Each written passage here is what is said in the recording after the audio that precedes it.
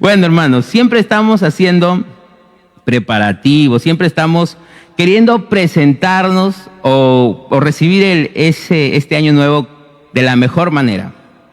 En las noticias estaba viendo de que hay unos que se van al barrio chino y se compran las galletitas esas que te dan.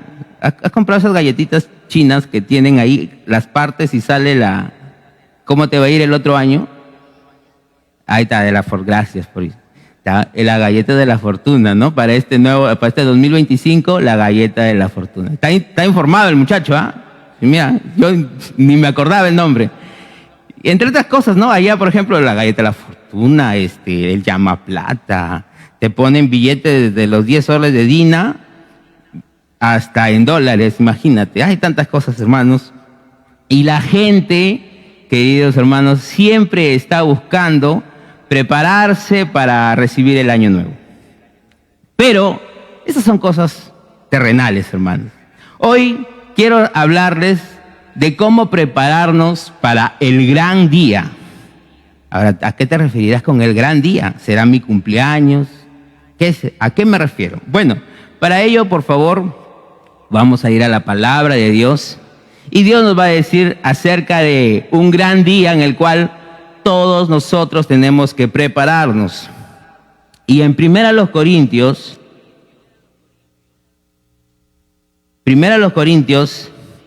en el capítulo 1, versículo del 4, vamos a leer hasta el 9. Primera Corintios, capítulo 1, versículo 4 al 9. ¿Estamos? Amén. Sí, vamos a esperar a que todos se encuentren. Ya creo que ya encontraron. Sí, vamos a leerlo. Vamos a leerlo esto porque nos va a dar el panorama de lo que queremos lograr con esta enseñanza de prepararnos para el gran día. Dice así: gracias doy a mi Dios siempre por vosotros, por la gracia de Dios que os fue dada en Cristo Jesús, porque en todas las cosas fuisteis enriquecidos en Él, en toda palabra y en toda ciencia.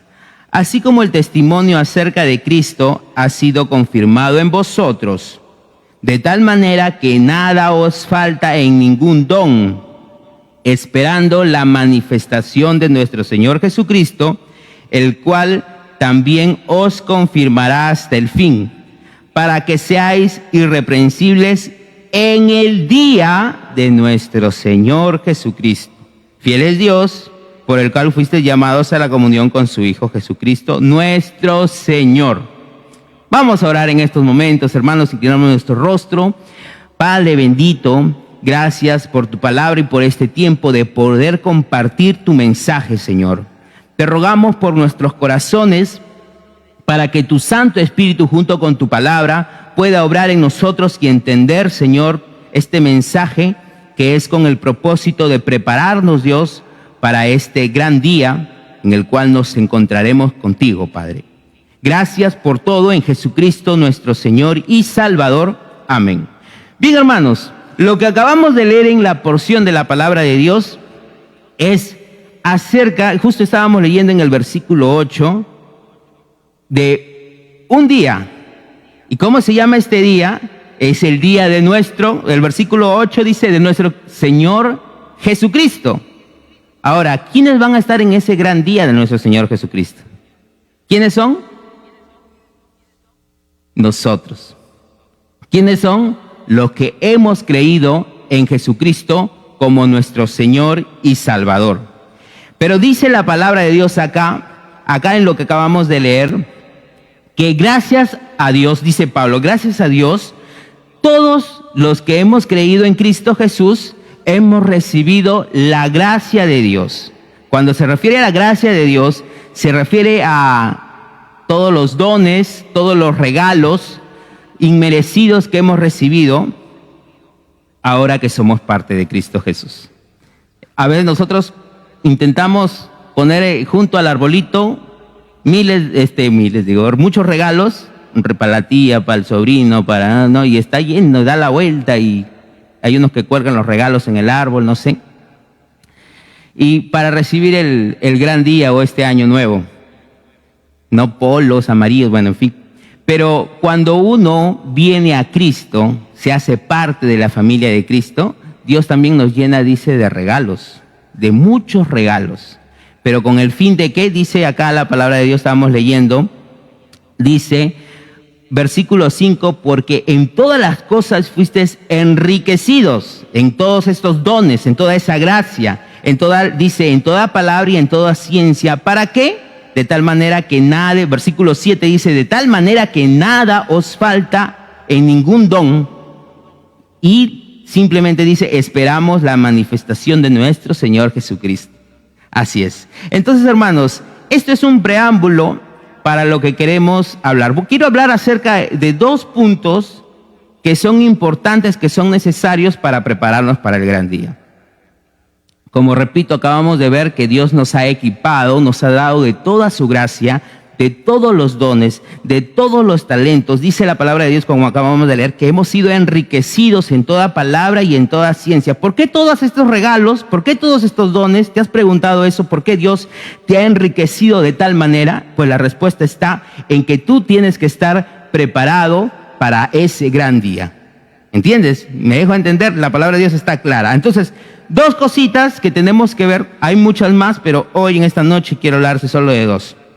Y la primera que debemos de tener en cuenta para poder prepararnos para el gran día es acerca, escúchame bien, acerca de el Evangelio.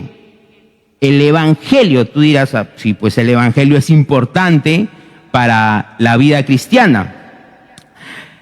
El apóstol Pablo va a referirse al Evangelio y va a utilizar varios nombres, diferentes nombres para referirse al Evangelio. Por ejemplo, encontramos que el Evangelio recibe, mira el nombre en el versículo 17 del capítulo 1, dice, pues no me envió Cristo a bautizar, sino a predicar el Evangelio, no con sabiduría de palabras, para que no se haga, ahí viene el nombre, dice, la cruz de Cristo. El Evangelio recibe el nombre de la cruz de Cristo. En el versículo 18, vamos a ver un poquito acerca de esos nombres, en el versículo 18 dice que el Evangelio se conoce como la palabra de la cruz. También recibe ese nombre el Evangelio, de la palabra de la cruz. En el versículo 24, bajamos un poco más, en el versículo 24 dice, para los llamados así judíos como griegos, dice, el Evangelio se conoce como Cristo, el poder de Dios, y también como Cristo, la sabiduría de Dios. Entonces miren, acá acabamos de ver que el Evangelio tiene estos nombres: la cruz de Cristo, la palabra de la cruz, Cristo, poder de Dios, y Cristo, sabiduría de Dios. Esas palabras las va a utilizar Pablo para poder entender un poco el contexto de lo que se estaba dando en este capítulo de 1 Corintios. Lo que vemos acá, hermanos, en primer lugar, es que a través del Evangelio, el creyente pertenece a Cristo, recibe todas las cosas para prepararse para el gran día. ¿A través de qué? Del Evangelio. Ahora, otra cosita más que quiero mencionar.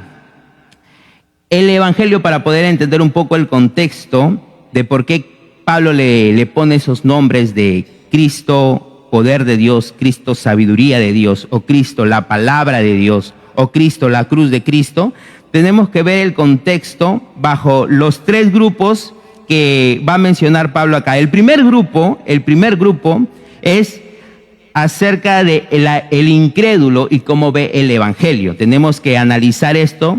Dice, ¿qué es lo que piensa el incrédulo acerca del Evangelio? Vamos al versículo 18, por favor, del capítulo 1.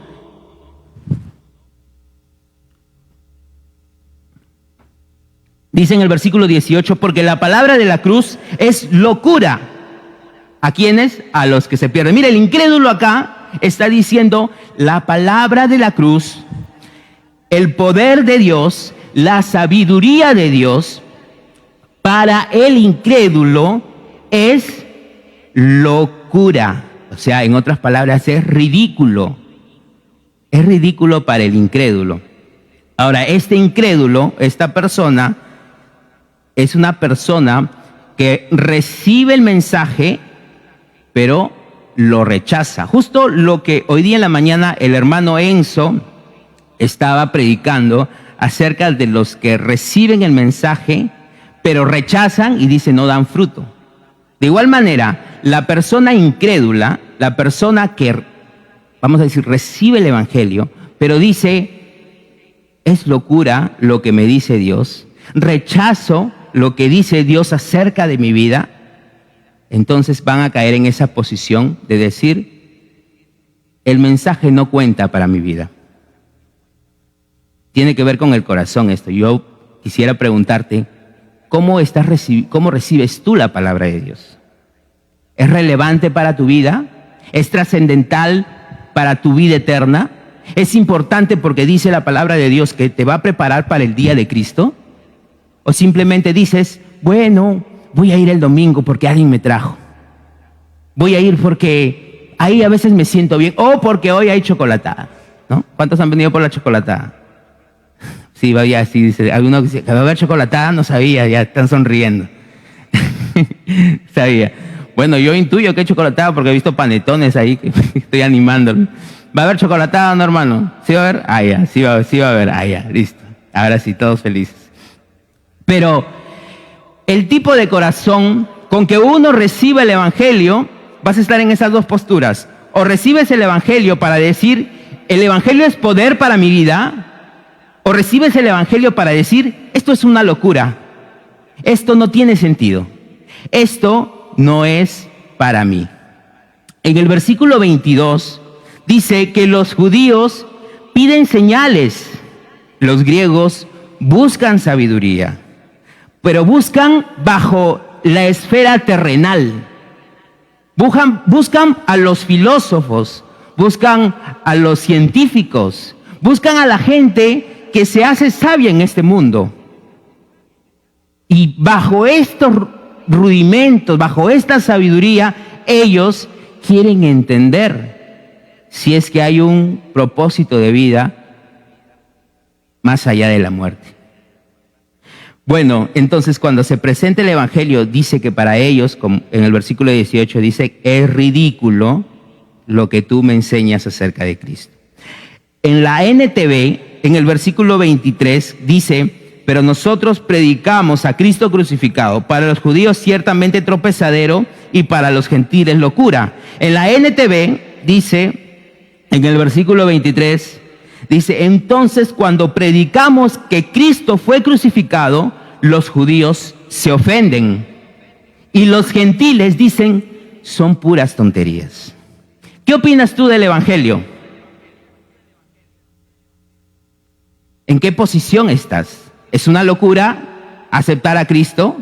¿Es una locura decidir por Cristo aunque mi familia no quiera creer o me rechace si es que acepto a Cristo?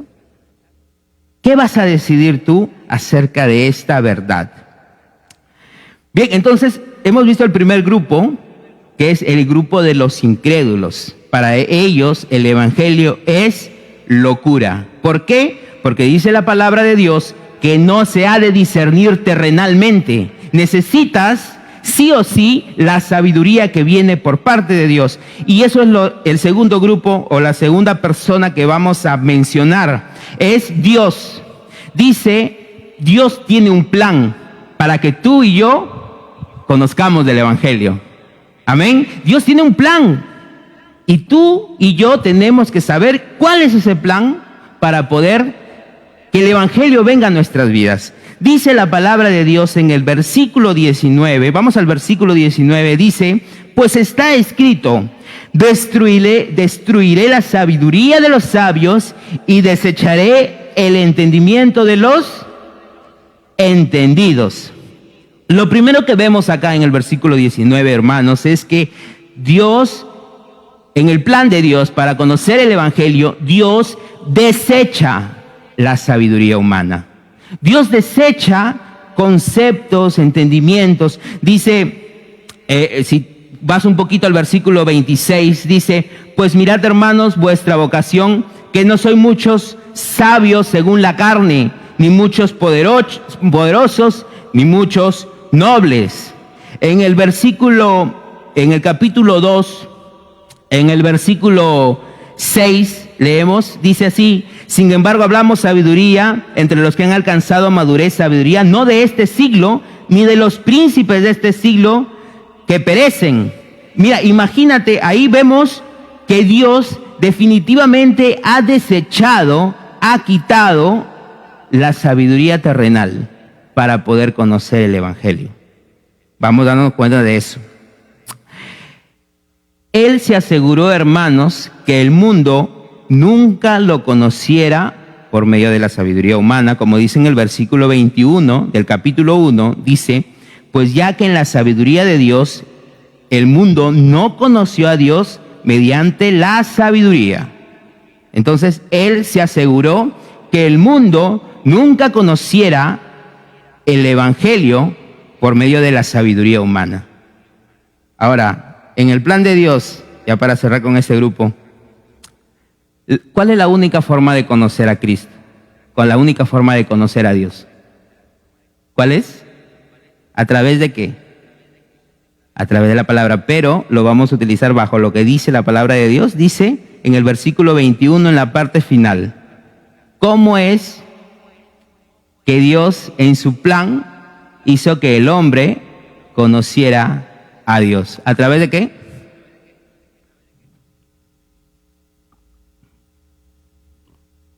Estoy esperando una respuesta. ¿A través de qué, hermanos? El versículo 21, la parte final, a través de no murmullos, no, convicciones. Vamos, hermano, ¿con qué? La sabiduría, no, pero ¿qué dice acá? Dice, exacto, ahí está, eso quiero escuchar. A través de la locura de la predicación. ¿Por qué? Porque los judíos, como los gentiles, sin Cristo, dicen, eso es locura. Pero dice, a través de lo que los incrédulos llaman locura, nosotros venimos a conocer a Cristo, venimos a conocer el plan de Dios, venimos a conocer la sabiduría de Dios, venimos a recibir todos los dones y todos los regalos para presentarnos en el gran día con la mejor vestimenta, hermanos. Amén. Eso es el propósito de poder, el plan de Dios. Conoce el Evangelio, pero ¿a través de qué? De la locura de la predicación. A través de que cuando tú predicas, cuando tú hablas de Cristo, las personas o dicen, acepto el plan de Dios, o digo que es una locura. ¿Qué vas a decidir tú? ¿Qué vas a escoger? Entonces, hermanos, vemos la segunda persona, el segundo grupo, que es Dios, mostrando cómo es que nosotros conocemos el Evangelio, bajo su plan, que es supraterrenal y no tiene que ver nada con este mundo. Y lo tercero, que ahora sí agarra un poquito más a nosotros, ¿qué es lo que el creyente cree acerca del Evangelio? Lo que debemos, nuestras convicciones, lo que tú y yo debemos de creer como hijos de Dios, como creyentes. Y lo primero, en el versículo 24, vamos al versículo 24, dice, mas para los llamados, así judíos como griegos, ¿qué dice? Cristo, ¿qué? Poder de Dios y Cristo. Yo pregunto, ¿cuántos creen que el Evangelio de Dios es poder en tu vida? ¿Amén? ¿Sí? ¿Crees que es sabiduría de Dios y poder de Dios en tu vida? Hermanos, si no creemos en esto, definitivamente no nos vamos a poder preparar para el día de Cristo.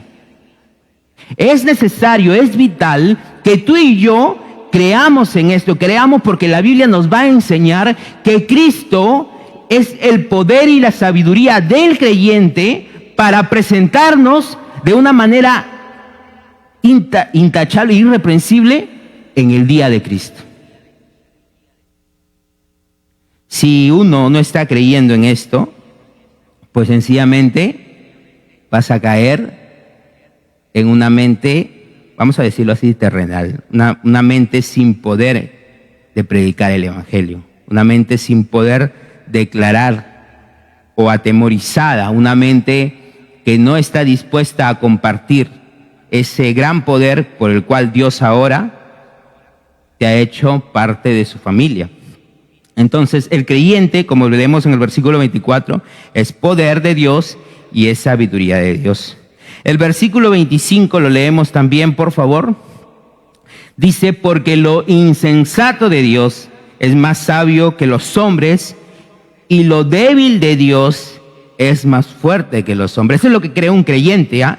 Vamos a decirlo en otras, vamos a leerlo de nuevo. Dice, porque lo insensato de Dios es más sabio que los hombres, que lo terrenal, que cualquier rey, príncipe o filósofo o cualquier sabio. Dice, es más sabio que esos hombres y lo débil de Dios es más fuerte que los hombres. Vamos a decirlo en otras palabras. Dice la NTV, dice que los planes de Dios son más sabios que los planes humanos. Los planes de Dios son más sabios que los planes humanos. El creyente tiene que tener esta convicción, por eso se mueve por fe. Por eso comienza a luchar y a decidir, yo vivo en mi fe, luchando en esperanza, porque yo creo que el plan de Dios para mi vida es mucho mejor que vivir en este mundo, bajo los rudimentos, bajo la mirada de este mundo. ¿Cuántos lo creen? ¿Amén? ¿Sí? ¿Crees? Debes estar convencido para presentarte bien en ese gran día, el día de Cristo. Entonces la convicción que el creyente debe tener, porque el evangelio es el poder y sabiduría de Dios, yo creo y me muevo porque los planes de Dios para mi vida, para mi iglesia, para mi familia, para todo lo que yo haga, son mucho más sabios que los planes humanos. Amén. Entonces este 2025 va a tener que ser mucho mejor, hermanos. Y lo segundo que vemos en el versículo 25, dice, y lo que el mundo llama débil, lo débil de Dios, el creyente sabe que cree, el creyente cree que es más fuerte que toda fuerza humana. Amén. El mundo dice a los que creen en Cristo, son unos débiles, son unos locos. Son unas personas ridículas y sin sentido. Pero dice, lo que el mundo llama débil, el creyente está convencido de que es más fuerte que toda fuerza o sabiduría humana. Amén. Amén. Entonces, estas tres cositas, hermanos, tenemos que ver que son los diferentes ángulos de cómo las personas o Dios ve el evangelio. Ahora, quiero ya terminar con esta primera parte, porque dije que eran 2 puntos. El evangelio es importante para presentarnos para el día de Cristo. ¿Y por qué? Porque el evangelio es el que nos ha unido a Cristo y también es el que nos mantiene unidos como hermanos. Sin el evangelio, tú no puedes estar unido, puedes estar tal vez presente acá, puedes estar acá con un amigo, una amiga, no sé, puedes estar acá sentado escuchando, pero no significa que estés unido, no significa que tengas una comunión con Cristo o con la iglesia. Dice que el evangelio es vital para mantenernos unidos. Vamos al versículo 10, por favor, del capítulo 1.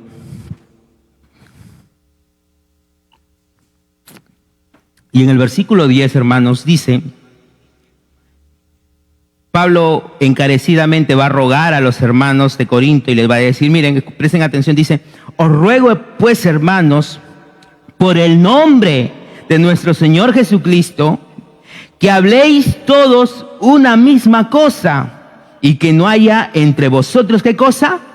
Divisiones, contiendas, no haya pleitos, no hay enemistades, sino que dice, estéis, ¿qué cosa?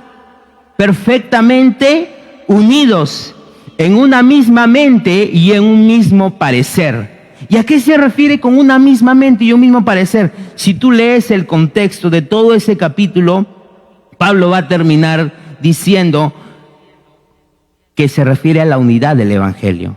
En el versículo 17, como ya lo habíamos leído, dice, porque Dios no me envió, dice, bueno, él va a decir, no me envió a bautizar, sino mi responsabilidad, Dios me ha enviado, en otras palabras, para predicar el evangelio.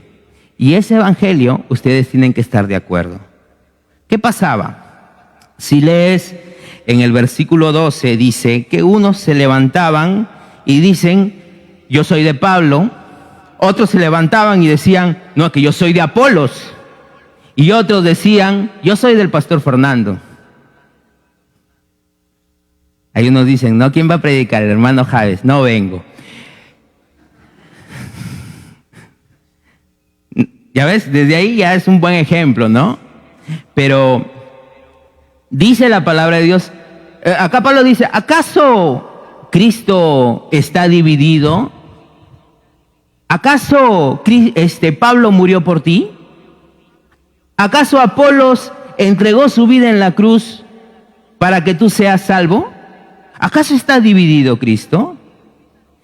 En el versículo 17 va a decir que esto es la vanidad de la mente.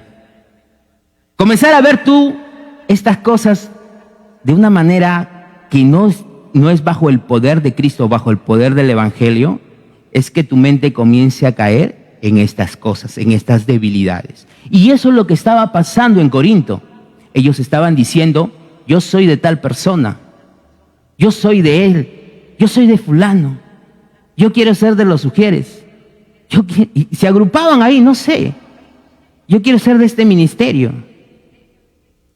Y comenzaba a haber una separación, de manera que eres inefectivo para poder predicar el evangelio, para poder compartir el evangelio. Si tú no cuidas de esta unión, mira lo que va a pasar. En el versículo 17 estábamos leyendo, dice la parte final, dice, para que no se haga vana la cruz de Cristo, porque estaban cayendo en la vanidad de la mente. Otra cosa que podemos ver en el capítulo 3, por favor, acompáñame al capítulo 3. Mira cómo va a llamar a los que andan en la vanidad de su mente. Versículo 1 dice, no pude hablarles como a espirituales, sino como a carnales. Una mente carnal. En el versículo 1, una mente infantil en cuanto a la vida espiritual. Cuando uno no cuida la unión del evangelio, si tú no eres parte de esta unión del evangelio, vas a caer en una mente vana, en una mente terrenal, en una mente carnal, en una mente infantil. Y ya termino con esto. ¿Sabes cuáles van a ser los resultados? En el capítulo 5, no, lo leen en otro momento, hermanos, pero en el capítulo 5 del 1, en el versículo del 1 al 13, va a hablar acerca de la inmoralidad dentro de la iglesia. Dice que no había ningún líder que reprendiese a un hombre que estaba pecando abiertamente, estando, dice, con la mujer de su padre. Mira, ese pecado dice que ni aún entre incrédulos, Pablo menciona, que ni aún entre incrédulos se menciona. Pero no había ningún líder dentro de la iglesia de Corinto que reprendiese eso. Si tú no cuidas la unidad del evangelio, no vas a poder presentarte delante de Cristo de una manera digna. Si no cuidas la unidad del evangelio, tampoco vas a poder cuidar tu iglesia. Si tú no cuidas la unidad del evangelio, no vas a poder cuidar a tu familia, a tu esposa, a tu esposo, a tus hijos. No vas a poder ser de ejemplo en tu trabajo. No vas a poder ser llamado una persona digna del evangelio. Cuida la unidad del evangelio, hermanos. Bien, con eso quiero cerrar el primer punto, hermanos, acerca del evangelio. Y la segunda parte, hermanos, que es acerca de presentarnos dignamente para este gran día. Por favor, acompáñame al capítulo 3.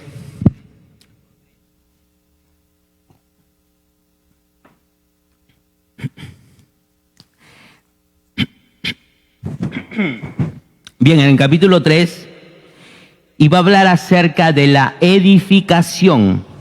Para presentarnos bien, preparándonos para el gran día de Cristo, debemos que ver la edificación. ¿Y a qué me refiero con la edificación? Que cuando nosotros edificamos, lo hagamos con los dones que Dios nos ha dado. ¿Y cómo lo vamos a hacer? Dice el versículo 4, por favor, del capítulo 3. Capítulo 3, versículo 4 dice: porque diciendo uno, yo ciertamente soy de Pablos, el otro yo soy de Apolos, ¿no sois carnales? ¿Qué pues es Pablo y qué es Apolos? Servidores, mira, servidores por medio de los cuales habréis creído. Y eso según lo que cada uno, dice, concedió el Señor, lo que cada uno concedió al Señor. Versículo 6, yo planté, Apolo regó, pero el crecimiento lo ha dado Dios. Hay dos figuras que Pablo va a utilizar para describir la edificación en el Evangelio. Lo primero es los labradores de Dios. Hemos leído ahorita que unos plantan, otros riegan, pero el crecimiento lo da Dios. Y lo segundo es en el versículo 10, dice: conforme a la gracia de Dios que me ha sido dada, yo como perito arquitecto puse el fundamento y otros edifican encima. Mira, vemos la otra figura, dice los edificadores del edificio. Unos ponen el fundamento, en este caso Pablo, que era el misionero que había puesto el fundamento, que es Cristo, pero otros, dice, construyen sobre el fundamento. Y quiero pasar a esta parte ya que es clave para nosotros. En el versículo 10, hermanos, vamos a centrarnos, dice en el versículo 10, en la parte final, dice, y otro edifica, dice, encima, pero cada uno mire cómo sobreedifica. Querido hermano, querido hijo de Dios, la palabra de Dios nos va a decir que mires cómo estás edificando, si ahora eres parte del Evangelio, si eres parte de Cristo, cómo estás edificando o construyendo en el Evangelio. ¿Cómo lo estás haciendo? ¿Cómo lo estoy haciendo yo? Nos dice, mira al de tu costado cómo está edificando. No está diciendo, critica al hermanito, mira cómo trabaja o cómo hace su ministerio. No, dice, mira cómo tú estás edificando. Mi esposa me dice, no me pongas de ejemplo, pero ella me dice, oye Javes, tú me estás diciendo acá esto, el otro, pero ¿y tú? Mira acá cómo has dejado la toalla tirada. Me pone algunos ejemplos que no voy a mencionar más, pero me dice, tienes que mirarte tú primero. Y yo le digo, bueno, y yo pienso y digo, sí, es verdad, tengo que mirarme yo primero. ¿Cuántos esposos les pasa eso? Levanten su mano, gracias. Es fácil hablar, ¿no es cierto? Comentar de otros. Es fácil, al toque, rapidito, la lengua, sí, yo soy un experto comentarista, mira cómo está trabajando él en su labor. Pero Dios no te llama a que tú estés mirando la edificación de los demás. En primer lugar, ¿cómo estás edificando tú? ¿Cómo estás edificando tu hogar? Bajo esos dones, bajo esos talentos que Dios te ha dado, edifica bien. Avanzamos. Cuando Dios se refiere que nosotros debemos mirar cómo edificamos, en el versículo 11 dice que debemos de edificar bajo un único fundamento. Versículo 11 dice, porque nadie puede poner otro fundamento que el que está puesto, el cual es Jesucristo. ¿Cuál es el fundamento del edificio? Jesucristo, ¿correcto?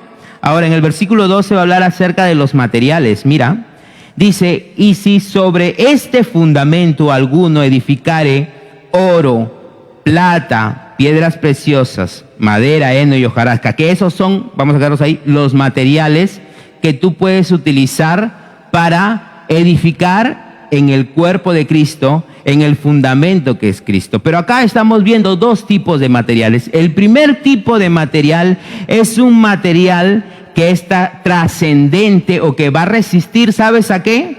en el versículo 13 nos va a decir a qué va a resistir. Versículo 13, la obra de cada uno se hará manifiesta el día de Jesucristo, porque el día de Jesús la declarará, pues por el fuego será revelada. Y la obra de cada uno, cual sea el fuego, la va a probar cómo has construido. Entonces ahí nos da un mejor entendimiento de qué material va a ser trascendental para la vida eterna y qué material no va a permanecer en el día de Jesucristo.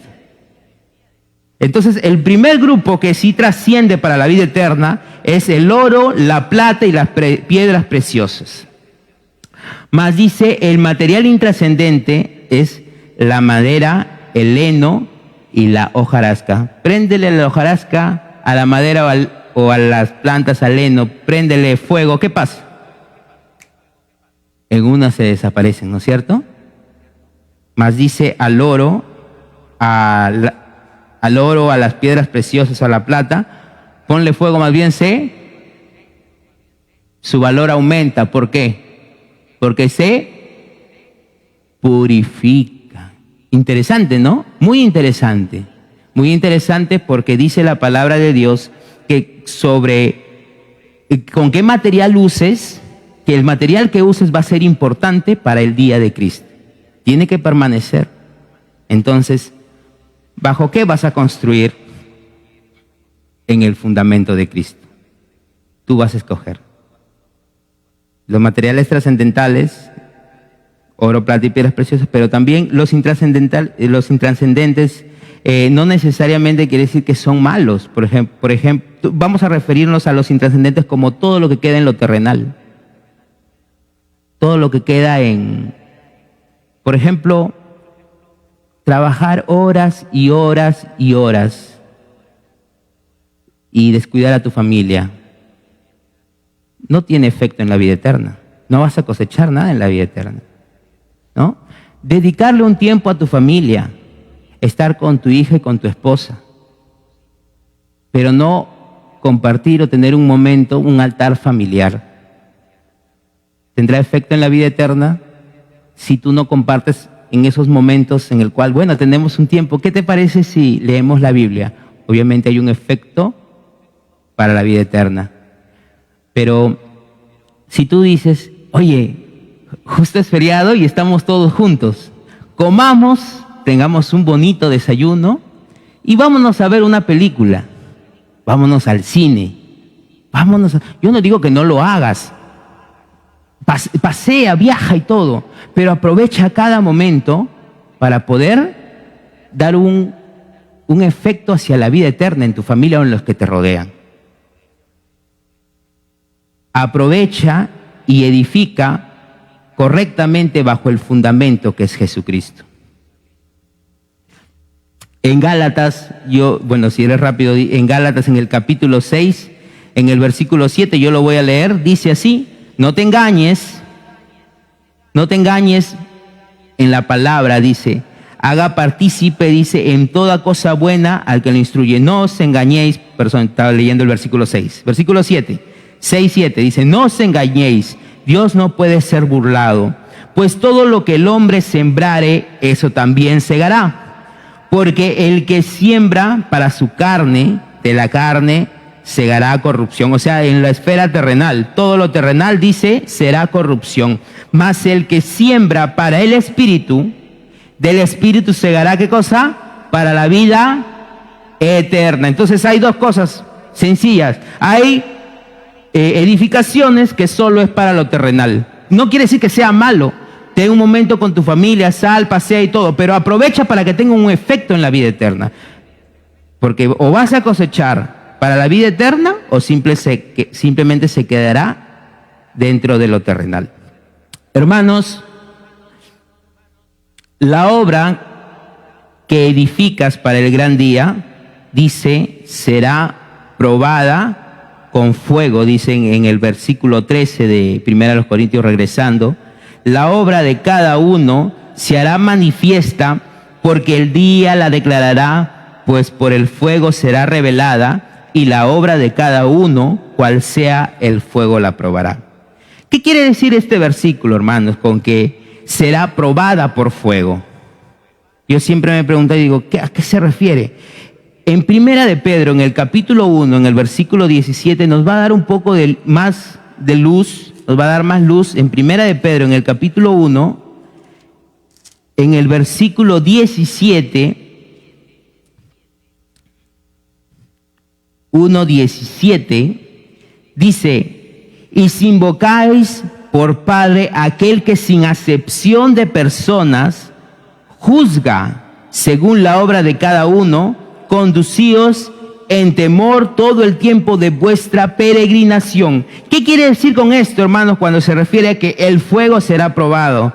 Por el fuego será probada tu obra. Es que hay alguien que discierne, hay alguien que está evaluando tu edificación, mi edificación. Hay alguien que está ahí observando, mirando, supervisando lo que tú y yo estamos edificando. Y en el versículo 17 dice que el Padre, o sea, Dios, dice, es el que juzga sin acepción de personas.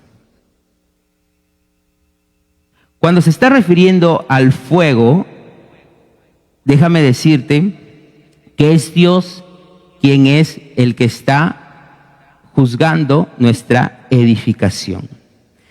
¿Y cuál es el consejo por parte de Dios? Para que tengas una buena edificación, estábamos hablando del oro, que es un oro que sí tiene frutos para la vida eterna. Y en Apocalipsis, en el capítulo 3, en el versículo 18, Apocalipsis 3:18 dice, por tanto, yo te aconsejo, le dice el Señor Jesucristo, que de mí compres oro refinado. Mira, dice la palabra de Dios en el versículo 18, por tanto, yo te aconsejo, le dice al creyente el Señor Jesucristo, que de mí compres oro refinado en fuego. Una vez más, menciona al oro, menciona al fuego. ¿Y a qué se estará refiriendo con eso? En Primera de Pedro, capítulo 1, versículo 6, por favor, Primera de Pedro, capítulo 1, versículos 6 y 7, dice así, en lo cual, dice, vosotros os alegráis, aunque ahora por un poco de tiempo, si es necesario, tengáis que ser afligidos en diversas pruebas, para que sometida a prueba vuestra fe, mucho más preciosa que el oro, el cual aunque perecedero, dice, se prueba con fuego, y sea hallada que en alabanza, en gloria y en honra, cuando sea manifestado Jesucristo, o sea, en el gran día de Jesucristo. ¿Cómo puedes comprar ese oro refinado en fuego que Cristo ofrece?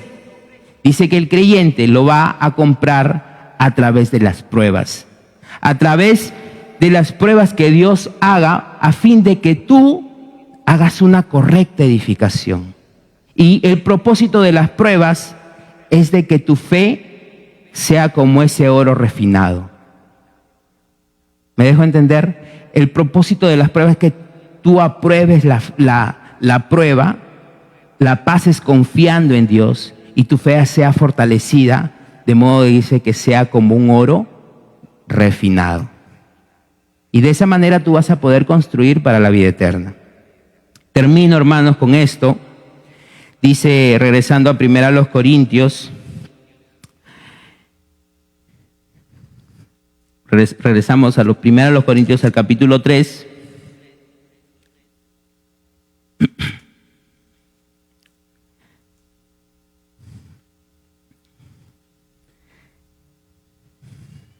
Versículo 14 y 15 dice así, si permaneciere la obra de alguno que se edificó, recibirá recompensa.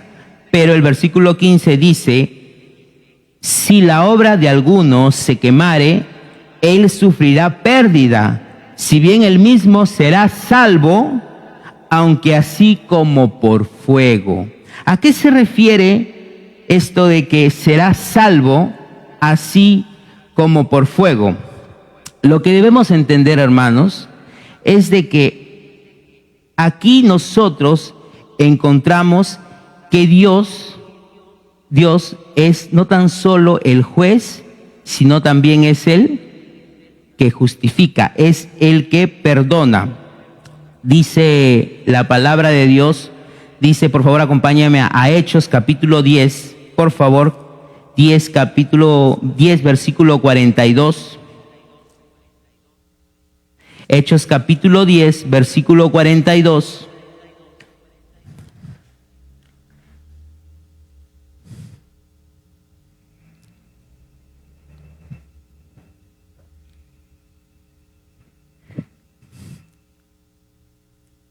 ¿Estamos? Hechos 10, 42 y 43 dice así: y nos mandó que predicásemos al pueblo y testifiquemos que Él es el que Dios ha puesto por juez. Mira, lo primero, juez de vivos y muertos, versículo 43, de este dan testimonio todos los profetas, que todos los que en Él creyeren recibirán perdón de pecados por su nombre. Vemos acá las dos posturas de Dios. Dice que Él es el juez, o Él es el fuego, pero también es el que perdona. Dios, dice, es el fuego. El creyente va a pasar por ahí. Él es el juez. Pero también está diciendo de que tú vas a pasar por ese fuego porque Él es el que te ha perdonado. En otras palabras, hermanos, el creyente, en este versículo, el creyente está seguro en Cristo, es irreprensible, pero es por la obra de Jesucristo, por la justificación completa que ha hecho en el creyente.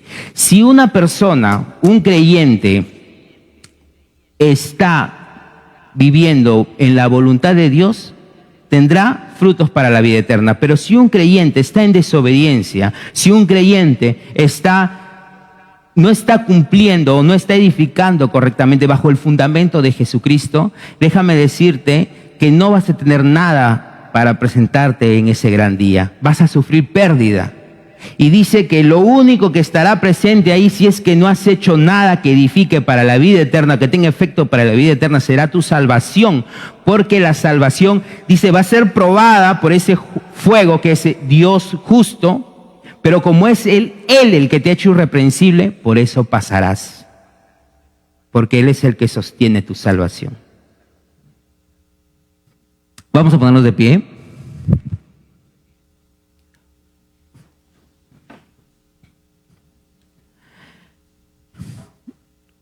Quiero terminar, hermanos, diciendo, Dios nos ha dado dos cosas para que tú y yo nos presentemos dignamente en este gran día. Es el Evangelio, la unidad del Evangelio, y es cómo estamos edificando.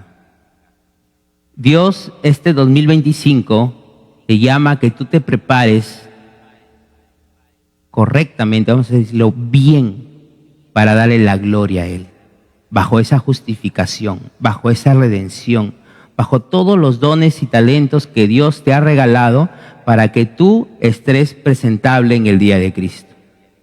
Pero Dios te llama a que digas, Señor, este 2025 yo quiero tomar de los recursos que tú me has dado para en cada cosa que yo haga, yo levante una edificación que trascienda para la eternidad. En mi hogar, en mi familia, con mis hijos, en mi trabajo, en cada área de mi vida.